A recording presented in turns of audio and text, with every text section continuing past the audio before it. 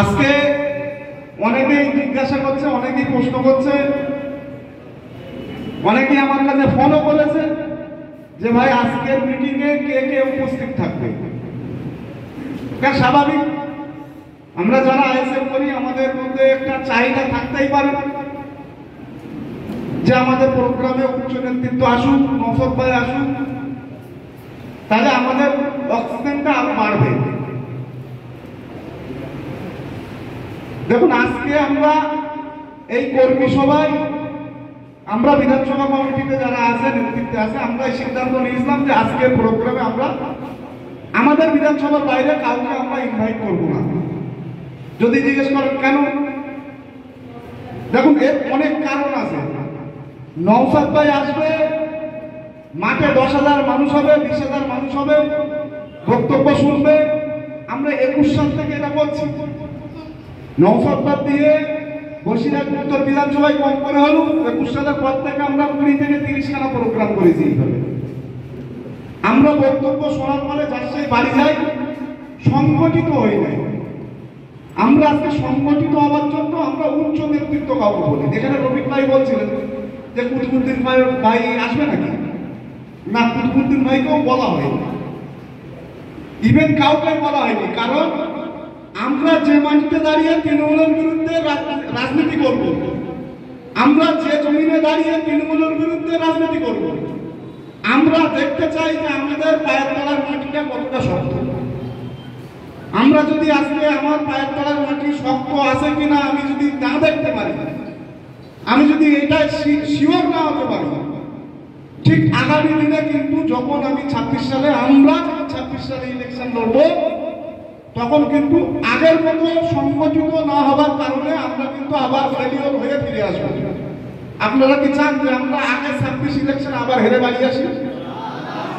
তাহলে 26 ইলেকশনে যদি আমাদের জিততে হয়, আমরা প্রত্যেকটা নেতৃত্ব যারা আছে, আমরা বড় সমাবেশ যেখানে করবো সেখানে প্রত্যেকটা নেতৃত্ব বড় বড় নেতা, আমাদের বিশ্বজিৎ মাইতি আছে, তাপস ব্যানার্জি আছে, কুতুবুদ্দিন ফান্দি আছে, এবং XYZ বড় বড় যেসব নেতাগুলো আমাদের রাজ্যে স্তরের নেতার নেতৃত্ব আছে, আমরা তাদেরকে তাদের বক্তব্য, তাদের মূল্যবান বক্তব্য আমরা শুনবো, কিন্তু সেটা আউটডোর প্রোগ্রামে নিয়ে জনসাধারণের মাধ্যমে। কিন্তু আমরা আমাদের শক্তিটা আমরা তৈরি করবো ইনডোরে দাঁড়িয়ে। আজকে যে বিধানসভা এই যে কর্মী সভা হচ্ছে, আমি আজকে প্রত্যেকটা পঞ্চায়েতকে বলবো, আপনারা আজকের পর থেকে আপনারা প্রস্তুতি নেন। আপনি আপনার পঞ্চায়েতে, আপনারা আপনাদের পঞ্চায়েতে ঠিক এইভাবে আগামী দিনে আমাদের বিধানসভা কমিটির সঙ্গে আলোচনা করে আপনারাও একটা করে কর্মী সভার আলোচনা প্রস্তুতি নেন। কারণ হলো আজকে আমরা দেখলাম যে আমরা কোনো নেতৃত্ব ছাড়া শুধুমাত্র সালাম ভাইয়ের ইনভাইটে, সাইদের ডাকে, সাইদের ফোনে, কিছু মেসেজের মাধ্যমে আপনারা এখানে হাজির হয়েছে। তার মানে আমরা কিন্তু বুঝে যাচ্ছি, এটা অন্তত শিওর যে আগের থেকে আমাদের সংগঠনটা আরো শক্তিশালী হচ্ছে। সংগঠন যদি শক্তিশালী না হয়, আপনি কিন্তু কোনো মতেই তৃণমূলের বিরুদ্ধে দাঁড়িয়ে থাকতে পারবেন না। আপনার যদি দাঁড়িয়ে থাকতে হয়, আপনাকে আগে সংগঠন তৈরি করতে হবে। রাজনীতিটা এমন একটা জিনিস, রাজনীতি যদি আপনি মনে করেন যে আমি শুধুমাত্র পরিযায়ী শ্রমিকের মতো, পরিযায়ী পাখির মতো ইলেকশন আসবে, রাজনীতি করবো, তারপরে বসে থাকবো, আপনি কিন্তু রাজনীতিতে কোনোদিন গেম করতে পারবেন না। আপনার রাজনীতিটা মস্তিষ্কের খিদায় পরিণত করতে হবে। রাজনীতিটা, আপনার রাজনীতিটা আগ্রহ থাকা দরকার। আপনি যে রাজনীতি করবেন তার প্রতি দায়িত্ববান হওয়া দরকার। আপনি যে রাজনীতি করবেন তার প্রতি আপনার ভালোবাসা থাকা দরকার। আপনি যে রাজনীতি করবেন আপনার ব্রেনে সেটা ঢোকানো দরকার এবং ব্রেনের খিদাতে পরিণত করা দরকার। যদি রাজনীতিটা আপনার ব্রেনের খিদায় পরিণত না হয়, আপনি রাজনীতি করে মজা পাবেন না। বিশ্বের মধ্যে একমাত্র জিনিস, আপনি যেভাবে যে জিনিসই খান না কেন, বিরিয়ানি খান আর যত বড়ই ভালো জিনিস খান না কেন, রাজনীতির মতো সুস্বাদু জিনিস, রাজনীতির মতো আগ্রহের জিনিস, রাজনীতির মতো আশার জিনিস পৃথিবীতে কিছু নেই। এর থেকে বড় কিছু নেই। কারণ হলো রাজনীতি কিন্তু পৃথিবী শাসন করে। রাজনীতি আমেরিকা শাসন করে, রাজনীতি ভারতবর্ষ শাসন করে, রাজনীতি পশ্চিমবাংলা শাসন করে, রাজনীতি কিন্তু বসিরহাট শাসন করে, রাজনীতি প্রত্যেকটা পঞ্চায়েত শাসন করে। শাসনের দুটো লাইন, শাসনের দুটো রাস্তা, শাসকের দুটো রাস্তা, এক হলো ন্যায়ের পক্ষে, এক হলো অন্যায়ের পক্ষে। আমরা ন্যায়ের পক্ষে শাসন করার জন্য আমরা মাঠে নেমেছি। আমরা ন্যায়ের পক্ষে লড়াই করার জন্য, অন্যায়ের বিরুদ্ধে লড়াই করার জন্য ন্যায়ের পক্ষে হয়ে রাজনীতি করতে আমরা নওশাদ সিদ্দিকী ভাইজানের নেতৃত্বে আমরা মাঠে নেমেছি এবং মাঠে আমরা প্রত্যেকটা বুথ স্তরে কাজ করে যাচ্ছি। সুতরাং আপনাদেরকে আমরা যত বলি না কেন যে ভাই এইভাবে এই লাইনে কাজ করতে হবে, যদি আপনারা সেই ভাষাটা, সেই বক্তব্যটা, সেই নেতৃত্বের আদেশটা যদি আপনারা যদি মাথায় না নেন, তাহলে কিন্তু আপনাদের সঙ্গে আলোচনা করে কোনো রকম ভাবে কোনো ফায়দা হবে না। সুতরাং আমরা কিছু আজকে এখান থেকে আপনাদেরকে কিছু গাইডলাইন আমরা দেবো, আমি দেব।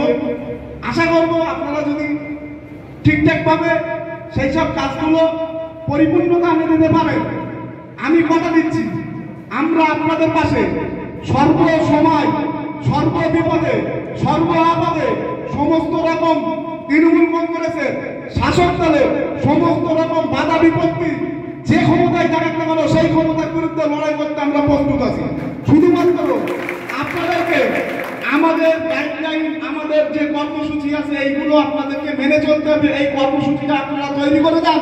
আপনারা হয়তো ভাবছেন যে বসিরহাট বিধানসভায়, উত্তর বিধানসভায় তৃণমূল কংগ্রেসের বড় বড় লিডার আছে, যারা রাজ্য স্তরে, যারা জেলা স্তরে, যারা বিভিন্ন স্তরে নেতৃত্ব দিচ্ছে, তাদের বিরুদ্ধে আমরা লড়াই করবো কিভাবে? আমি আপনাদেরকে বলি, এই যারা আজকে রাজ্যে দাঁড়িয়ে, জেলায় দাঁড়িয়ে, বসিরহাটে দাঁড়িয়ে নেতৃত্ব দিচ্ছে, তারা কিন্তু 11 সালের পরে আগে তারা কিন্তু আমাদের মতো কর্মী ছিল, আমাদের মতো বাড়ির ছাদের মাথায় সন্ধ্যের পরে 20 জন নিয়ে মিটিং করতো।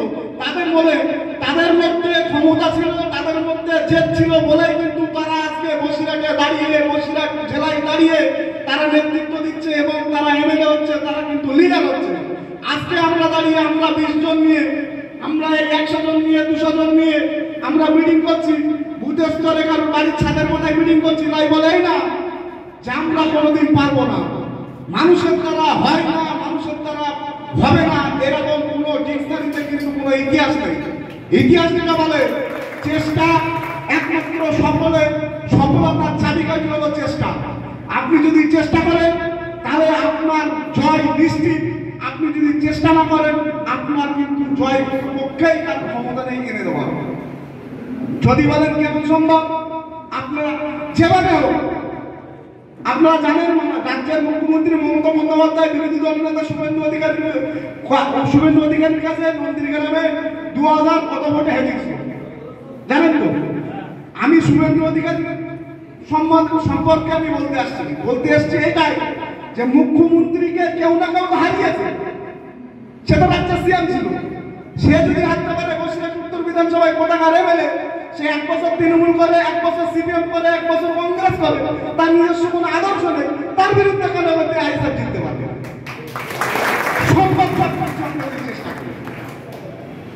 আপনি আপনার এলাকায় যে প্রধানগুলো আছে আপনি দেখুন না, আপনার গ্রামে যে মেম্বার আছে আপনি প্রমাণ করুন না, সেই মেম্বার 11 সাল আগে কি করতো?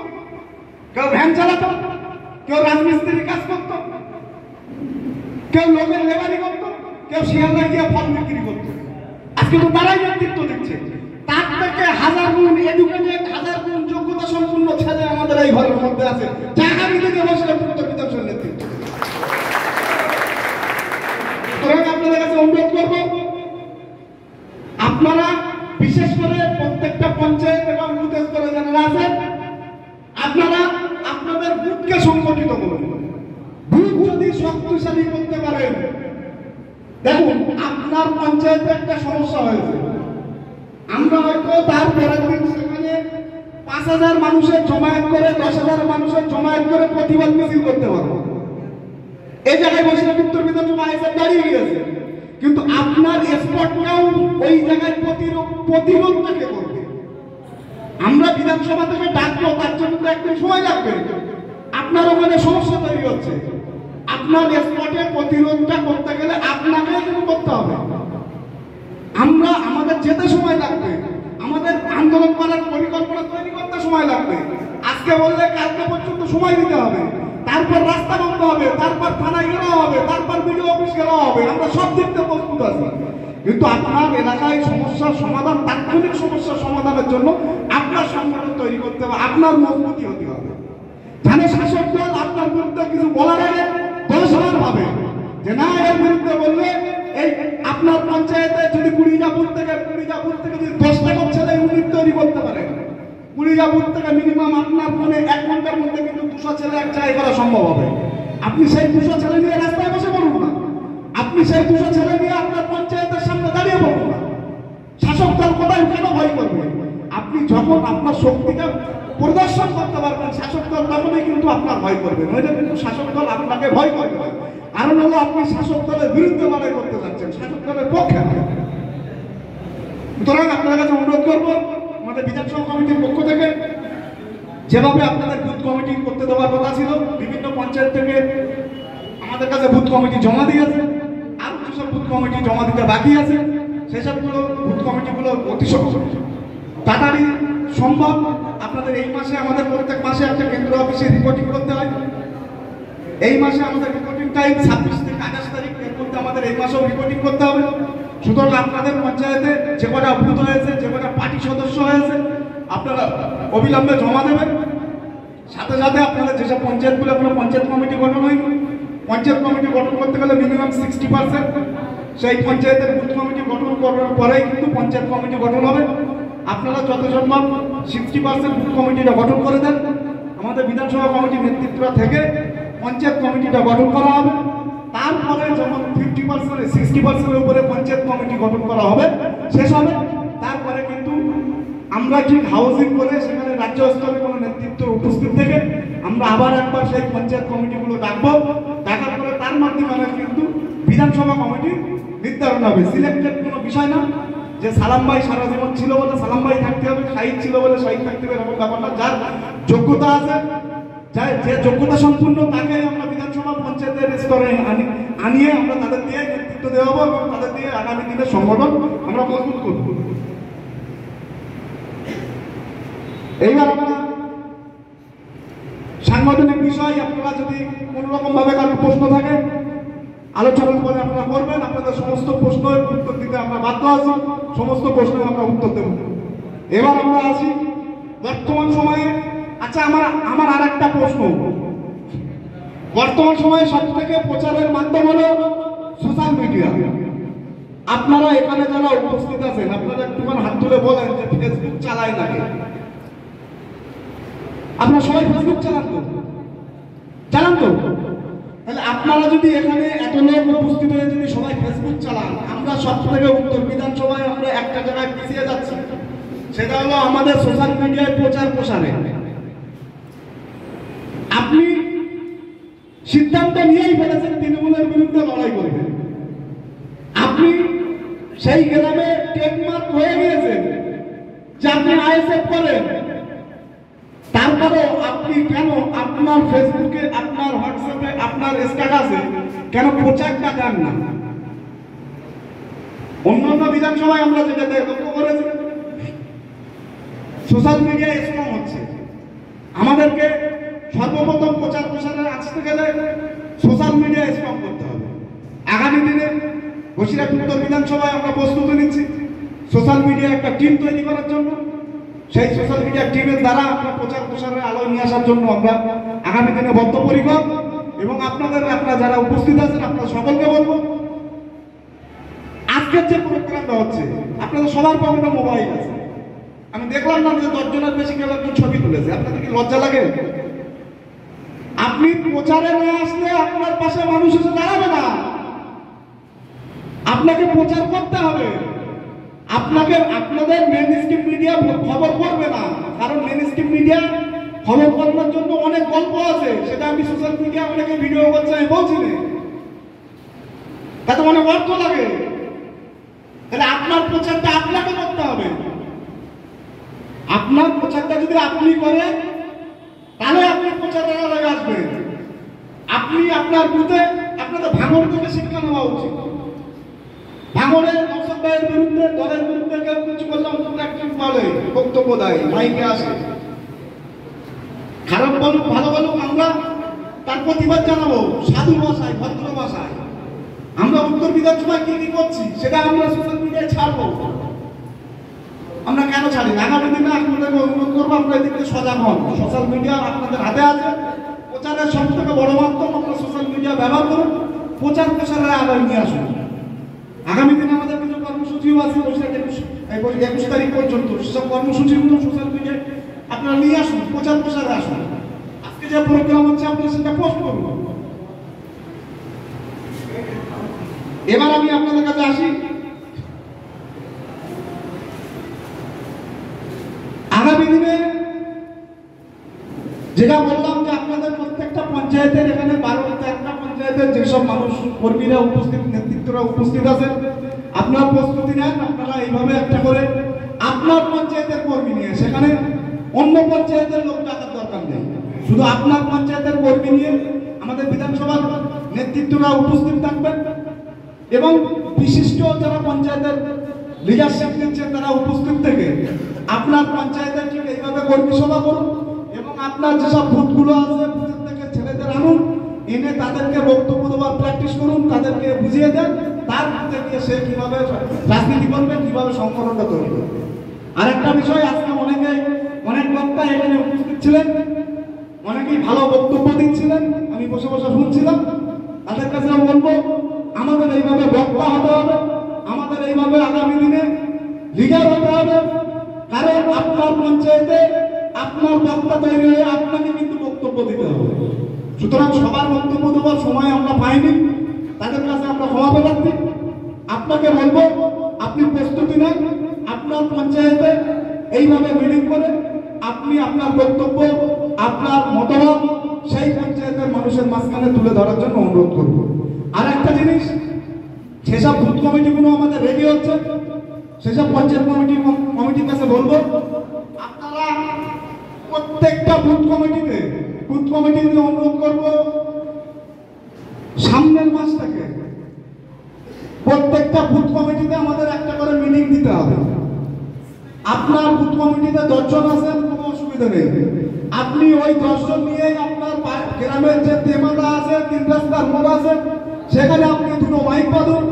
সেখানে আমাদের বক্তারা যাবে, গিয়ে সাধারণ মানুষকে কেন আইএসএফ করতে হবে, কেন নওশাদ সিদ্দিকী ভাইজানের পাশে দাঁড়াতে হবে, এবং তৃণমূল কংগ্রেস যেভাবে নওশাদ সিদ্দিকীর বিরুদ্ধে, আব্বাস সিদ্দিকী ভাইজানের বিরুদ্ধে অপপ্রচার চালাচ্ছে, মিথ্যা প্রচার চালাচ্ছে, গালাগালি দিচ্ছে, খিস্কি দিচ্ছে, তার বিরুদ্ধে প্রতিবাদ আমরা প্রত্যেকটা বুথে বুথে গিয়ে মামুনিদের কাছে জানিয়ে আসবো। প্রত্যেকটা বুথে গিয়ে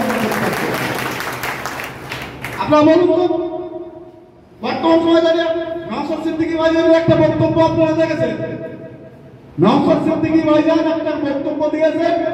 নওশাদ সিদ্দিকী ভাইজান ক্যান্সার কোর্টে 2 জন ব্যক্তির নামে মানহানি মামলা করেছে, আপনারা দেখেছেন। এখনো নটোরিয়াস ক্রিমিনাল, যে যার মানবাধিকার কমিশন তার স্বীকৃতি দিচ্ছে, তার রিপোর্ট দিচ্ছে, সে হলো মানবতা বিরোধী, সে একজন ক্রিমিনাল। তার ছেলে দলের মুখ্যমন্ত্রী মমতা বন্দ্যোপাধ্যায় তাকে বলছে তুই বোম বাঁধিস। সে নওশাদ সিদ্দিকীর বিরুদ্ধে এলিগেশন আনছে যে নওশাদ ভাই 30 কোটি টাকা বিজেপির কাছ থেকে নিয়ে বিজেপির হাত শক্ত করার জন্য আইএসএফ এর হয়ে প্রচার করছে। আর একটা 2 টাকার ইউটিউবার, তাকে কেউ চিনত না, সে নওশাদ সিদ্দিকীর ভিডিও করে নওশাদ সিদ্দিকী ভাইজানের প্রচার করে সে আজকে বড় বড় কথা বলে। আমি আগেও বলেছিলাম, আজকের দিনে দাঁড়িয়েও বলছি, সে আরএসএস এর পাক্কা দালাল, আরএসএস এর পাক্কা দালাল। সে কারণ হলো আরএসএস এর যে সুপ্রিমো মোহন ভাগবতের যে গোপরাকার স্টাইল, এই আদা ব্যাপারী, এই জানোয়ারটারও গোপরাকার স্টাইলটাই একই, সে ফলো করে মোহন ভাগবতের।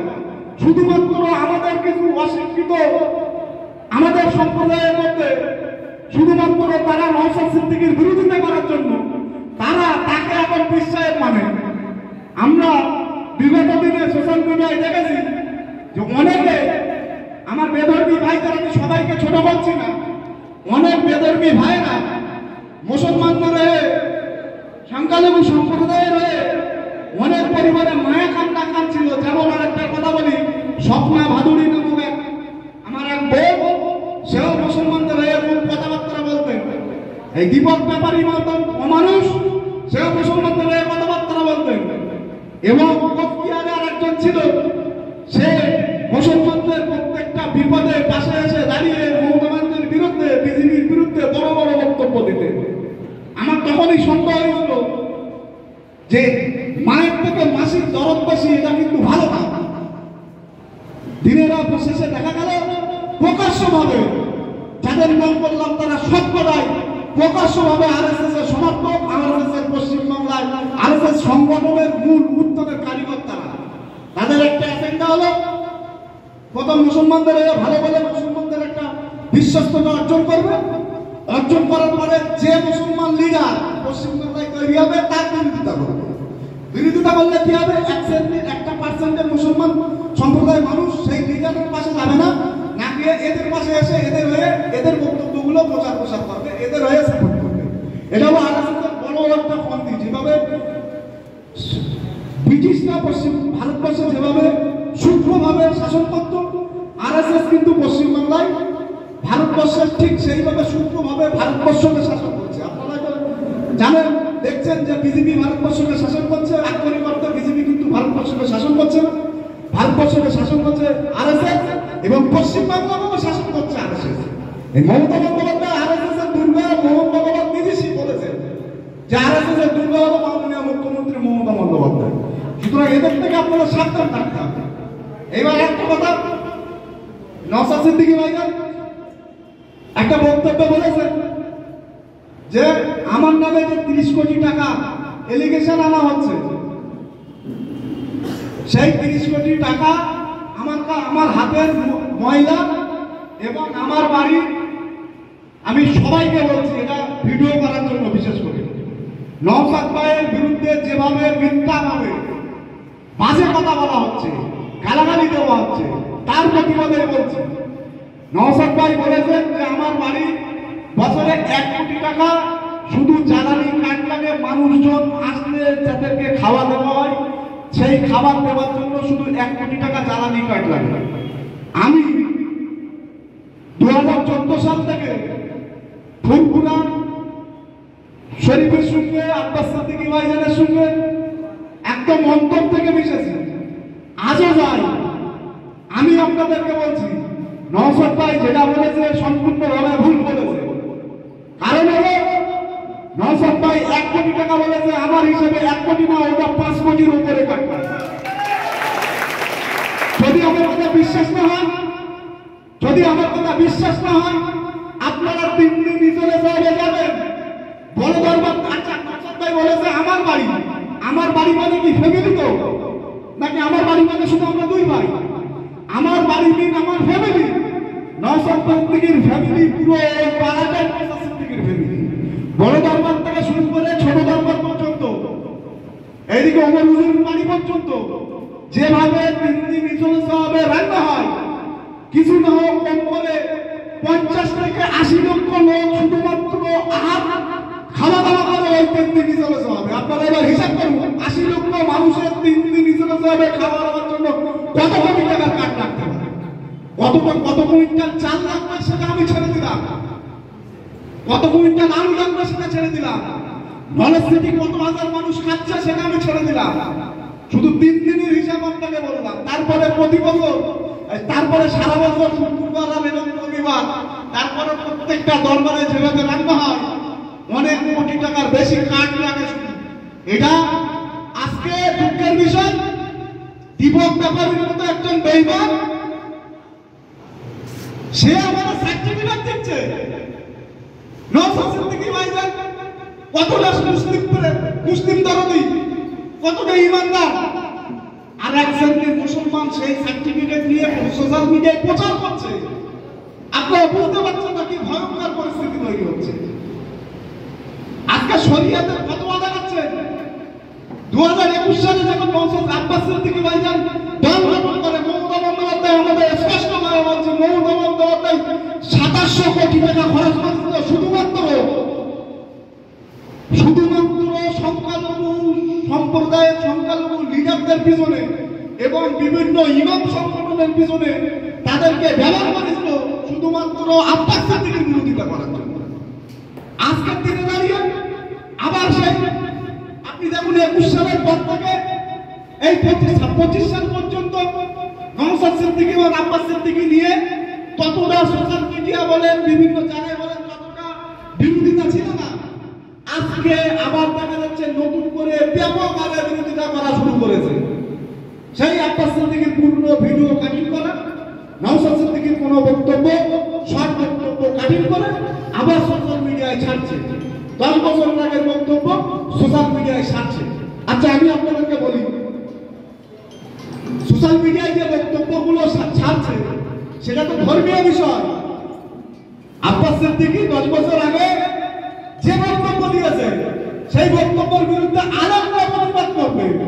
সেই বক্তব্যের বিরুদ্ধে বেঈমান দীপক ব্যাপারী ফতোয়া দিচ্ছে যে আব্বাস সিদ্দিকী মুসলমানদের অমুক বলেছে তমুক বলেছে, আব্বাস সিদ্দিকী দরুদ পড়ার কথা বলেছে। আরে দরুদ পড়ার কথা বলেছে সেই হিসাব কি করতে হবে আব্বাস সিদ্দিকী? আব্বাস সিদ্দিকী শুনে যদি বসার ক্ষমতায় তাহলে আলেমরা বসবে, আলেমদের বিষয়। আর ওই নটোরিয়াস ক্রিমিনাল কি বলছে যে আব্বাস সিদ্দিকী ধর্মের নামে রাজনীতি করছে, আব্বাস সিদ্দিকী নবী দিবসের নামে রাজনীতি করছে। নটোরিয়াস ক্রিমিনালের কাছে আমার প্রশ্ন, সে নাকি বলছে আমি আর 2 ক্লাস পঞ্জাবি মাওলানা হতাম, সালাম বেঈমান জাহান্নামের কুকুর। আব্বাস সিদ্দিকী যেটা বলেছে 100% ঠিক বলেছে। যদি তুই জাহান্নামের কুকুর না হতিস তোর বড় ক্ষমতা, তুই এখনো পর্যন্ত সর্বপ্রথম খলিফা হযরত ওমর রাদিয়াল্লাহু আনহুর নাম তুই এখনো পর্যন্ত সঠিকভাবে বলতে পারিস না। ফতোয়া দিচ্ছিস, যদি ফতোয়া দেয় আব্বাস সিদ্দিকী যদি বলে থাকে জাহান্নামের কুকুর, তার বিরুদ্ধে যদি ফতোয়া দিতে হয় আলাদা ফতোয়া দেবে। আমার এখানে রবিকুল ভাই আছে, রবিকুল ভাই ইসলাম শরিয়ত সম্পর্কে অনেক জ্ঞান থাকে। রবিকুল ভাই জিজ্ঞাসা করে দেখুন, কিন্তু আপনারা এলাকায় গিয়ে আলেমদের জিজ্ঞাসা করে দেখবেন ধর্মীয় মঞ্চ না, তারপরেও বলছে সেরেক হলো এমন একটা গোনা, সেরেক হলো এমন একটা গোনা যে গোনাটা করার সাথে সাথে সে ইসলাম থেকে খারিজ হয়ে যায়। আমি ঠিক বলছি? এবং সেরেকের গোনা তওবা করার পরেও সেরেকের গোনা মাফ হয় না, এটা শরিয়ত। আর আপনাকে দেখাবো নটোরিয়াস ক্রিমিনাল শওকত মোল্লা একাধিকভাবে যেসব সেরেকি কাজকর্ম, মানে আমরা যেটা বিশ্বাস করি যে এক সৃষ্টিকর্তা ছাড়া অদ্বিতীয় কেউ নেই, সৃষ্টিকর্তা একটা। কিন্তু নটোরিয়াস ক্রিমিনাল অন্য ধর্মের যেসব, আমি প্রত্যেক ধর্মকে আমি শ্রদ্ধা জানিয়ে বলছি, সবার ধর্মের জায়গায় থাকে, কিন্তু আমাদের ধর্মের দিক থেকে যেটা করলে সেটা হবে। নটোরিয়াস ক্রিমিনাল একাধিক জায়গায় পুজো মণ্ডপ থেকে শুরু করে পুজো দিচ্ছে এবং তিলক দিচ্ছে, ঢোল বাজাচ্ছে, সানাই বাজাচ্ছে, বিভিন্ন ভিডিও আপনারা সোশ্যাল মিডিয়ায় দেখেছেন।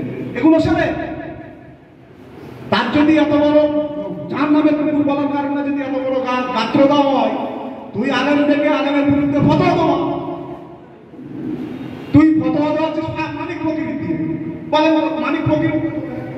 আরেক ফকির সে নওশাদ সিদ্দিকী ভাইজানের কাছে যেত আগে, গিয়ে 200 টাকা করে এনে ভাইজান আমার 200 টাকা দেন, বাড়ি যাবার গাড়ি ভাড়া নেই, 200 টাকা করে দিয়ে নওশাদ ভাই 200 টাকা করে দিত, আব্বাস ভাই 200 টাকা দিত, 500 টাকা দিত, আব্বাস কাছে 500 টাকা, 200 টাকা ছেলে 500 টাকা দিত, সেই টাকা নিয়ে বাড়ি আসতো, এসে খেত।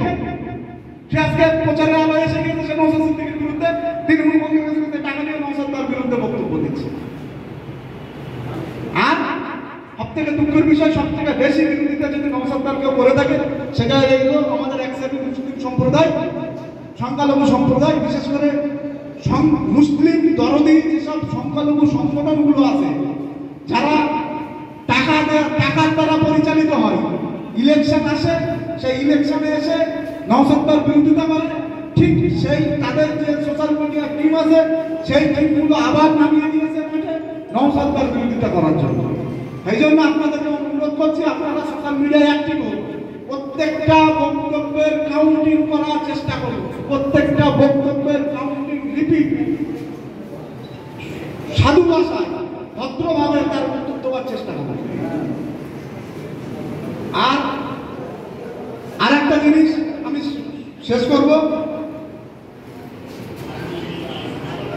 পশ্চিমবাংলা থেকে আমাদেরকে আজকে এখানে একটা শপথ দেওয়ার প্রয়োজন। পশ্চিমবাংলা থেকে বুদ্ধদেব বাবু 11 সালের আগে বলেছিলেন যে মাদ্রাসায় জঙ্গি প্রশিক্ষণ দেওয়া হয়। আমরা মুসলিম সম্প্রদায় সেটাকে ভালোভাবে মেনে নেইনি। মেনে না নেওয়ার কারণে আমরা 11 সালে বামফ্রন্টের বিরুদ্ধে ইলেকশন করে তৃণমূল কংগ্রেসকে জিতিয়ে 11 সালে মমতা বন্দ্যোপাধ্যায়কে ক্ষমতায় এনেছিলাম, শুধুমাত্র একটা ভাষা বলার কারণে। আচ্ছা আপনি বলেন তো, মাদ্রাসা বর্ণনা করেন শরীফ বলো, তাহলে মুসলিম সম্প্রদায়ের কাছে কোরআন শরীফ বলো। আজকে মমতা বন্দ্যোপাধ্যায় বলছে যে আমার উন্নয়ন শেষ হবে না, কোরআনের ক্ষমতা শেষ হয়ে যাবে, আমার উন্নয়ন শেষ হবে না। এর বলার পরে এক ধর্মের মুসলমান তাদেরকেও হাততালি দিচ্ছে। কি ধর্মের মুসলমানেরা চিন্তা করে? আজকে আপনাদেরকে এখান থেকে শপথ নিতে হবে, আমাদের ধর্মগ্রন্থ কোরআন, আমাদের প্রত্যেকটা সম্প্রদায়ের প্রত্যেকটা ধর্মের ধর্মগ্রন্থ আছে, আমাদের সর্বশেষ ধর্মগ্রন্থ কোরআন শরীফ। সেই কোরআন শরীফ যার অদ্বিতীয় কোন কিতাব পৃথিবীতে নেই, সেই কোরআন শরীফের আয়াত শেষ হবে, ক্ষমতা শেষ হবে বলছে। তারপরে নাকি মমতা বন্দ্যোপাধ্যায়ের উন্নয়ন শেষ হবে না বলার পরেও যেসব মুসলমানগুলো তাদেরকে বাহবা দিচ্ছে, তাদের বিরুদ্ধে যেই আব্বাস সিদ্দিকী ফতোয়া দিবে, যেই আব্বাস সিদ্দিকী বেঈমান বলবে, কাফের বলবে, সেই গানটা দেওয়া হবে। আপনি শরীয়তটা ভালো করে জানেন, শরীয়তটা ভালো করে জেনে বুঝে আব্বাস সিদ্দিকীর বিরুদ্ধে ফতোয়া দেন। সুতরাং আমরা আজকে এখানে দাঁড়িয়ে শপথ দেব, আমরা এখানে প্রত্যেকটা বুথ স্তরের কর্মী, আমরা আমাদের বুথে গিয়ে প্রত্যেকটা মা বোনকে বোঝাবো যে এই কোরআন বিরোধী সরকারের বিরুদ্ধে আগামী 26 সালে আমাদের এক জায়গায় লড়াই করতে হবে। শপথ আমরা এখান থেকে নিয়ে তারপর বাড়ি ফিরব। এবং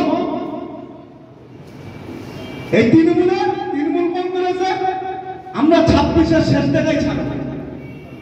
আর একটা জিনিস, একটা কথা বলেছে আপনাদেরকে বলি, যারা বলে আইএসএ বিজেপির হাত শক্ত করছে, তাদের উদ্দেশ্য বলি, নওশাদ ভাই একটা সোশ্যাল মিডিয়ায় চ্যালেঞ্জ করেছে মিডিয়ার মাধ্যমে যে আমি 294টা জায়গায় সিট দেবো না, আমি যে কটা জায়গায় সিট দেবো সেখানকার দায়িত্ব বিজেপি আটকানোর দায়িত্ব আমার। এবং মমতা বন্দ্যোপাধ্যায় আমার এই চ্যালেঞ্জ অ্যাকসেপ্ট করুন। মমতা বন্দ্যোপাধ্যায় যেখানে তৃণমূল কংগ্রেসের সিট দেবে সেখানে মমতা বন্দ্যোপাধ্যায় বিজেপি আটকানোর দায়িত্ব মমতা বন্দ্যোপাধ্যায়। আসুন চ্যালেঞ্জে আসুন, আমি বসিরহাট উত্তর বিধানসভায় সিট দেবো, আমি হাওড়াতে দেবো, আমি বাঁকুড়াতে দেবো, আমি দেওবন্দে দেবো। এখানে বিজেপি যদি জেতে তার দায়ভার আমরা নেব। আপনি বলুন, বসিরহাট দক্ষিণ বলেন, সন্দেশখালী বলেন, ছোটনগর বলেন, মিনাখা বলেন, আশপাশে বিশেষ করে বনগাঁ সাইডে বলেন, হাবড়া অশোকনগর বলেন, আপনার তৃণমূল কংগ্রেস করেন, আপনার চ্যালেঞ্জে আসুন। আপনি বনগাঁয় তৃণমূল কংগ্রেসের প্রার্থী দেবেন, সেখানে বিজেপি জিতবে না, বিজেপিকে আটকাবেন, আপনার দায়িত্ব। এই চ্যালেঞ্জে আসুন, তাহলে তো বলা যাবে যে আপনি সত্যি সত্যি বিজেপি আটকাতে তৃণমূল কংগ্রেস পশ্চিমবাংলায় লড়াই করেছে। আমরা দেখেছি উপরাষ্ট্রপতি নির্বাচন গত 9 তারিখে উপরাষ্ট্রপতি নির্বাচন হলো। এর আগে তৃণমূল কংগ্রেস 3 তালাকেরটা শুরু করে ওয়াক আউট শুরু করে প্রত্যেকটা ভোটে ইলেকশনে গিয়ে ওরা ওয়াক আউট করলো। সবাই যেমন জানতে পারছে যে তৃণমূল কংগ্রেস ওয়াক আউট করে বিজেপির হাত শক্ত করছে। আমরা উপরাষ্ট্রপতি নির্বাচনে ইন্ডিয়া আর ইন্ডিয়া জোটের মাত্র 25টা ভোটের হেরফের ছিল, সেখানে দেখা গেল 100 ভোট বেশি পেয়েছে ইন্ডিয়া জোট। তারপরে পশ্চিমবাংলা থেকে 15খানা ভোট ইন্ডিয়া জোটে পড়ে, সে 15খানা ভোট কাদের? পশ্চিমবাংলায় একমাত্র তৃণমূল কংগ্রেস আর বিজেপি নিশ্চয়ই এনডিএ জোটে দেবে, বিজেপি নিশ্চয়ই বিজেপির ভোট দেবে। আর তৃণমূল কংগ্রেস যে 29টা এমপি আছে এবং রাজ্যসভায় যে 14টা এমপি আছে, এই ভোটের উপরে 48টা এমপির উপরে 15টা এমপির কে ভোট দিল না ইন্ডিয়া জোটে? এটা তো দিনের আলোর মতো পরিষ্কার। তৃণমূল কংগ্রেস হার হারাতে বিজেপিকে টিকিয়ে রাখবে, বিজেপি না টিকে থাকতে পারলে আরএসএস পশ্চিমবাংলায় তৃণমূল কংগ্রেসের টিকে থাকতে দেবে না। যাও, অনেক আলোচনা করলাম, আপনারা অনেক কষ্ট করে এসছেন, আপনাদেরকে সকলকে ধন্যবাদ জানাচ্ছি। আশা করবো আপনারা যেভাবে আপনাদেরকে বলা হয়েছে আগামী দিনে পঞ্চায়েত স্তরে এবং বুথ স্তরে যেভাবে কাজ দেওয়া হয়েছে, বিশেষ করে বুথ কমিটি এবং সদস্য বাড়ানো এবং প্রত্যেকটা পঞ্চায়েতে মিটিং করা এবং প্রত্যেকটা প্রোগ্রামে প্রত্যেকটা বুথ শক্ত করা, আপনারা আগামী দিনে সেটা করবেন এই বলে আমি বক্তব্য শেষ করছি। তার সাথে সাথে আপনাদেরকে একটা ঘোষণা আপনাদের, আমাদের কর্মসূচি যেগুলো আছে, 15 তারিখে কচুয়া অঞ্চল কমিটি হবে, পুনর্গঠন হবে মির্জানগর বাজার অফিসে, 20 তারিখে শনিবার পার্টি অফিস উদ্বোধন হবে সন্ধ্যার পরে, এবং 21 তারিখে কেন্দ্র আছে, 21 তারিখে খররা স্কুলিং গ্রাম অফিস উদ্বোধন হবে সন্ধ্যে 6টায়। ঠিক এইভাবে এটা আপনার জানালাম এই জন্য আপনারা আপনাদের এলাকায় ঠিক এইভাবে প্রস্তুতি নেন। এই বলে আমার বক্তব্য শেষ করছি।